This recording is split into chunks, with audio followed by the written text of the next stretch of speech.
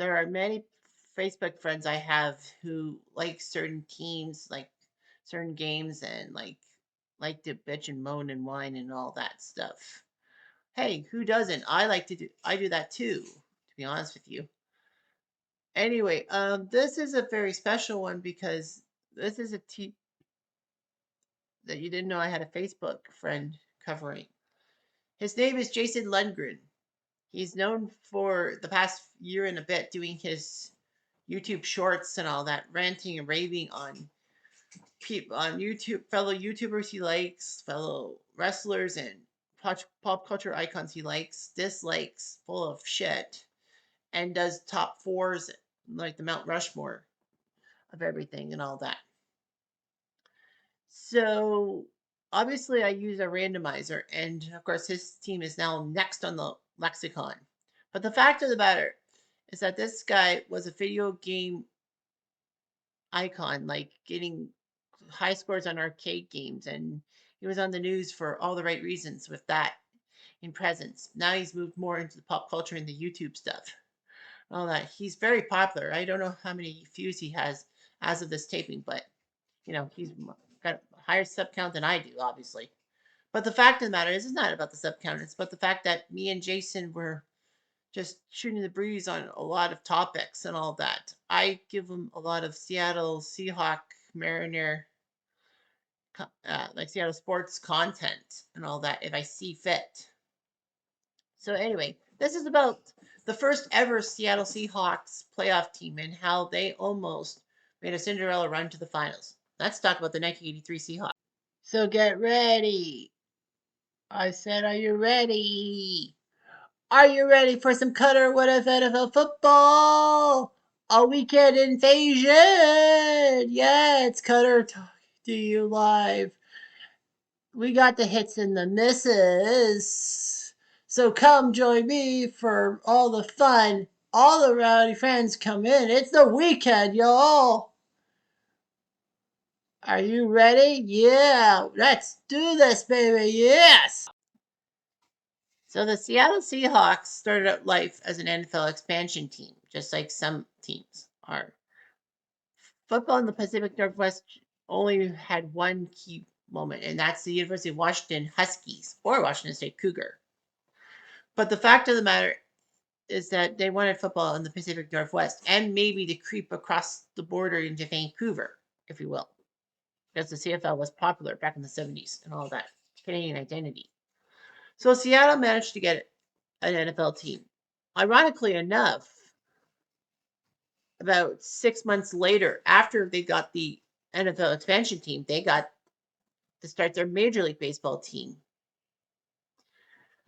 So it was a good time to be a Seattle guy in a sense. So Seattle wanted to be known as the Kings. They had this king size football, but a transient lived inside it and burned it. Regardless of that, they became the Seahawks because of the Pacific Northwest culture of these pretty birds and all that. So the Seahawks would start off life at the Kingdom in 1976 in the NFC. I know they're in the NFC now, but they started off in the NFC. The NFL had the bright idea that the Seahawks and Tampa Bay Buccaneers would actually start off life in different conferences for the first 2 seasons of existence. Seattle would be playing in the NFC and face every NFC team, which was 13 of them. And then, of course, they would face Tampa in the expansion bowl, if you will.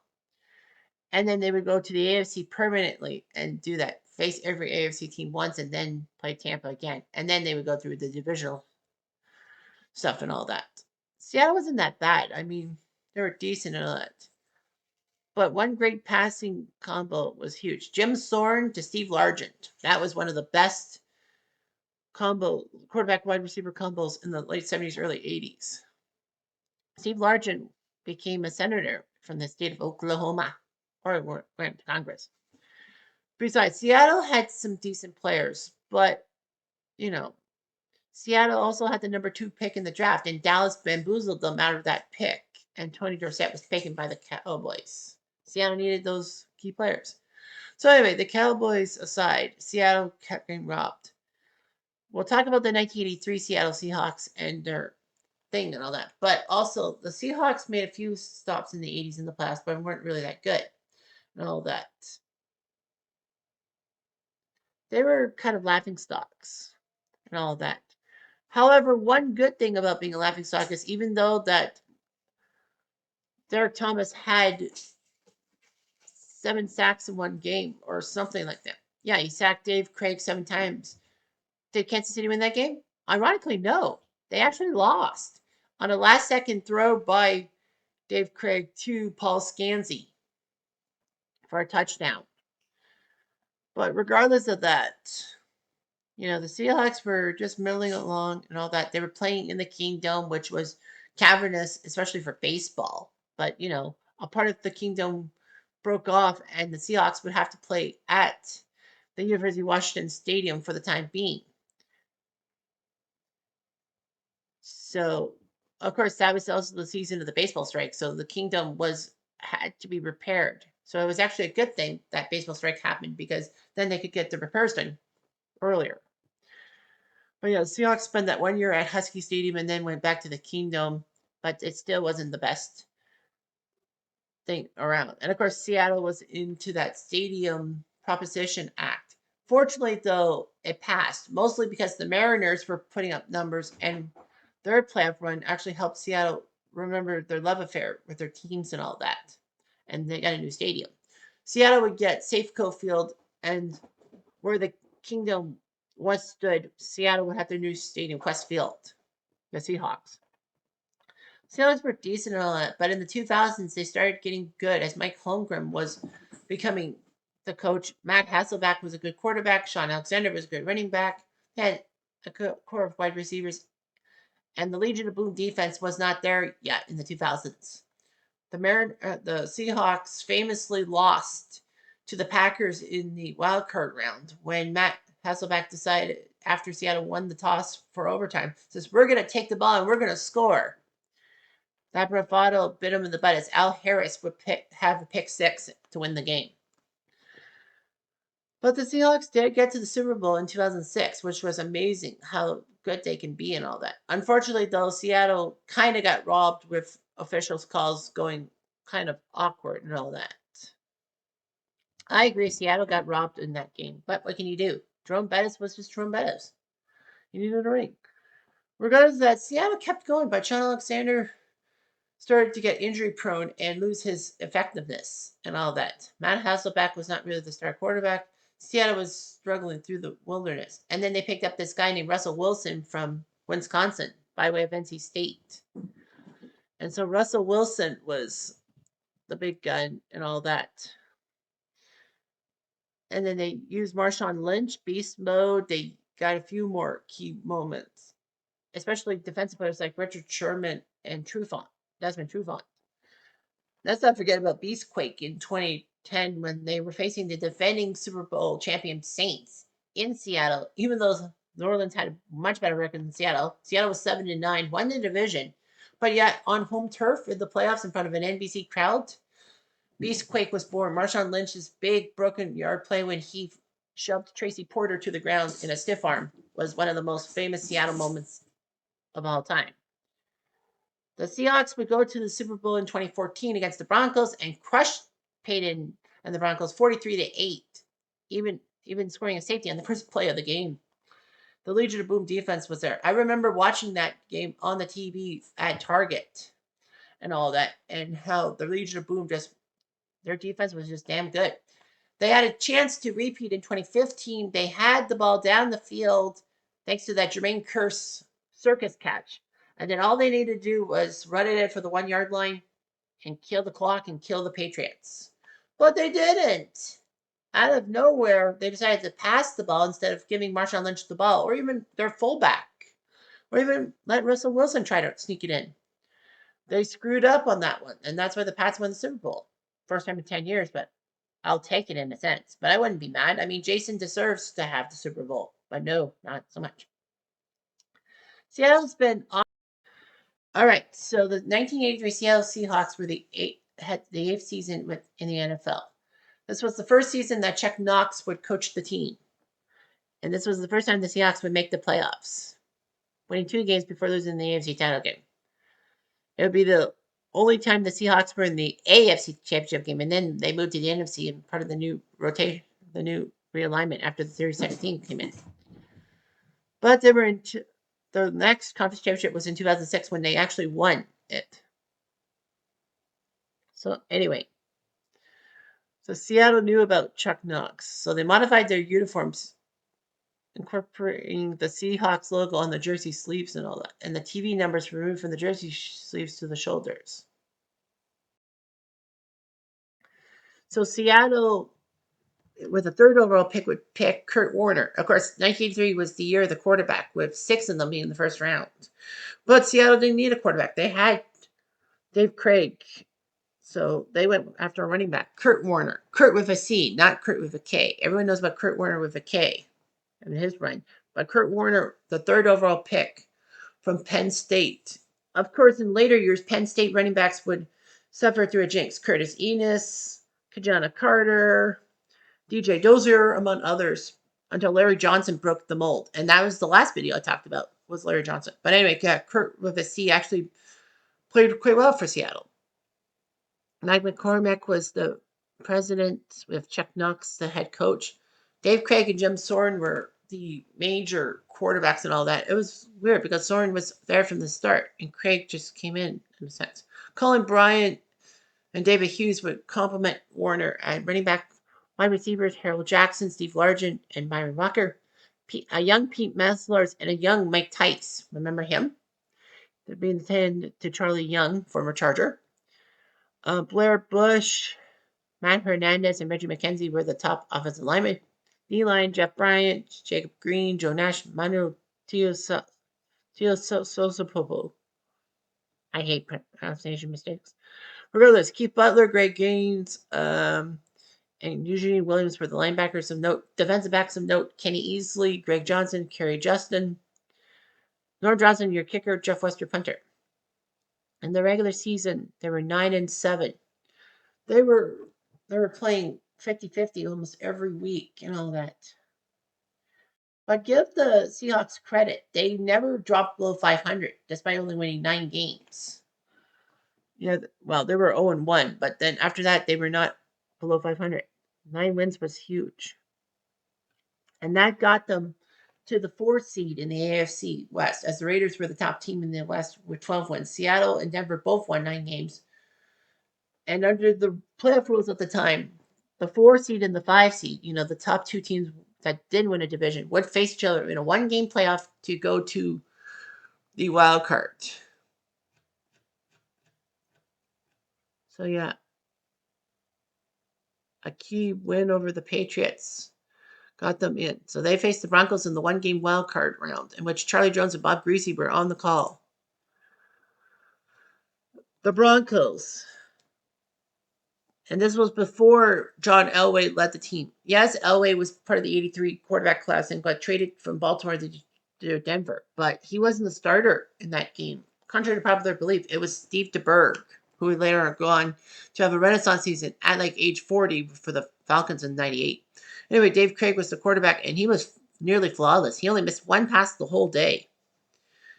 Seattle got a touchdown from Craig to Steve Largent to start the game. DeBerg touchdown to Jesse Miles made it 7-7, but few people realized that was the last points Denver would score. Norm Johnson field goal, then Craig to Meslars, a young Pete Meslars, make it 17-7. Craig got a touchdown to Paul Johnson. David Hughes running in, iced the game.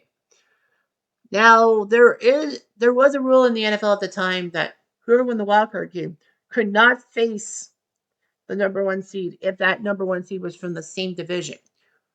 In plain English, it meant that because Seattle and the Raiders were in the same division, and Seattle was doomed to play the Raiders, Seattle was moved to Miami to face the number 2 seed, whereas the Raiders would take on the next team. So Seattle went into the Orange Bowl in Miami. It was rainy, it was humid. Marv Albert and Bob Trumpy doing the calls. It was a tight game. Miami started off fast. Marino, who Miami took in that class of 83 with a touchdown to Dan Johnson. They missed the extra point. Craig to Colin Bryan for a touchdown, make it 7-6. Marino to Duper for a touchdown, 13-7. And then third quarter, Kurt Warner with a C scored to make it 14-13. After a Johnson field goal, Woody Bennett got a touchdown with 3:43 left. And then Kurt Warner got a touchdown, 24-20 Seattle. Miami fumbled the ball. Norm Johnson kicked the 37-yard field goal, and the Seahawks won 27-20. One tragic note about this game was that this was the last game David Overstreet would play in, as he died in the offseason. I'll show you David Overstreet. Oh, 1984. My fault. I thought he died in 1983. But anyway, yeah, Craig outperformed Marino somehow. Well, the running attack of Kurt Warner did their job. So Seattle's top rookie be Miami's top rookie. So Seattle shocked Miami and would go to LA to face those pesky Raiders in the AFC title game. But it was pretty much set in stone the Raiders were going to win. Chris Barr field goal, Frank Hawkins, 2 touchdown runs in the second quarter. Barr another field goal. Plunkett them. Allen for a touchdown, 27-0. Soren came into the game and threw to Dan Dornick to make it 27-7. But yeah, they just couldn't do it.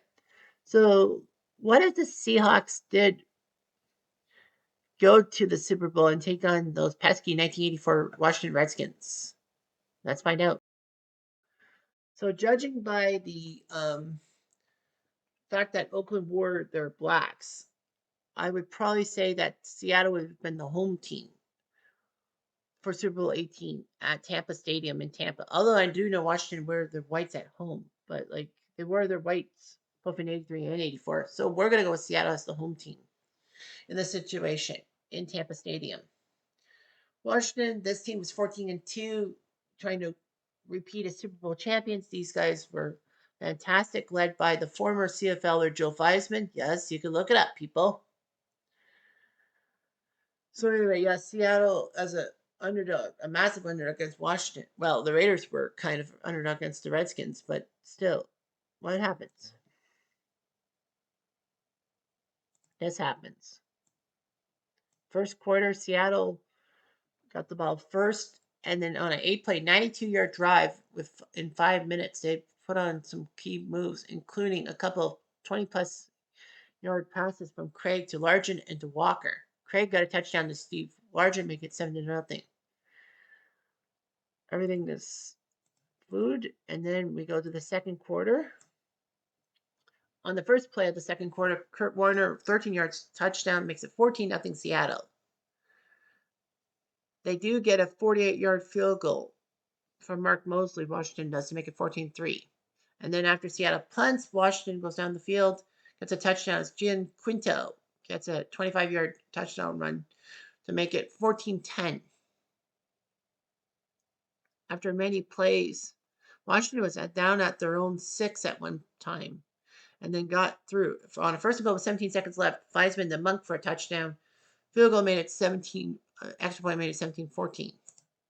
Third quarter saw